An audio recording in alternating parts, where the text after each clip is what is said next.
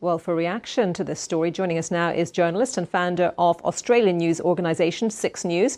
That's Leonardo Puglisi, who happens to still be a teenager. Leonardo, you're very welcome. Thanks for joining us on BBC News. I don't often mention my guests' ages, but unless they're relevant, in this case, you're 16, so unlikely to be affected by any ban, but still really interesting to hear your views on it. Yeah, thank you, and it's great to be on. I obviously wouldn't be personally affected by it. We have a number of the members of the Six News team who are 15 who would be affected by it. But look, I just don't think it's practical. I mean, the existing current rules about age that platforms have, you can just basically tick a box or change the year of birth and you can get around it. And if you're putting in more serious technology, well, then there's obviously going to be some privacy concerns around that, whether you're putting your passport or your Medicare card into platforms like Twitter and Meta. And then, of course, those platforms would probably need to comply with the federal government, and neither seem to be on the same page with in recent months. Mr. Albanese chose to focus a lot, didn't he, on outdoor pursuits. He talked about football, swimming, etc. You know, you're a student, you've got homework. I know you had a history exam today. I hope that went well. Be frank with us. When you have free time, how much of that is online rather than outside? Somewhat a significant amount. And of course, part of that is because of Six News, and part of that is in my free time. But look, there can be a balance, right?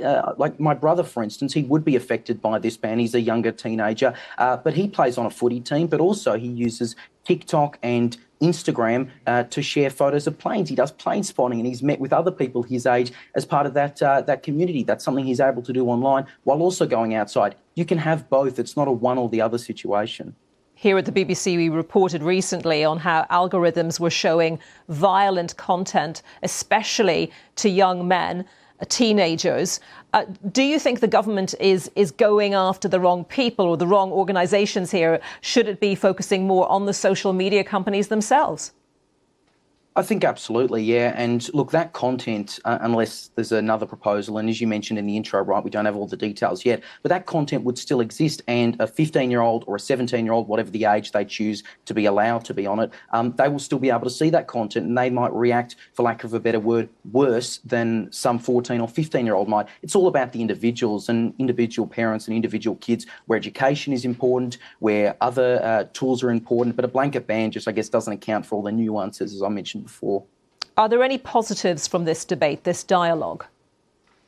Look, I mean, it's raising concerns about what content kids see on social media, which I agree is a real problem. And look, that does have to be addressed. But ultimately, it's just led to a lot of confusion. As we've said, right, there are no full details yet. We don't know the ages. We don't even know what platforms will be banned and what's officially considered social media, right? Will they ban YouTube, which is pretty ridiculous? We use YouTube for a lot of our school assignments. I can't imagine that being banned or that kind of ban being successful. So still a lot that we don't know yet, but at least we're talking about there being issues facing young people on social media, and it's good that we're able to speak to young people about it.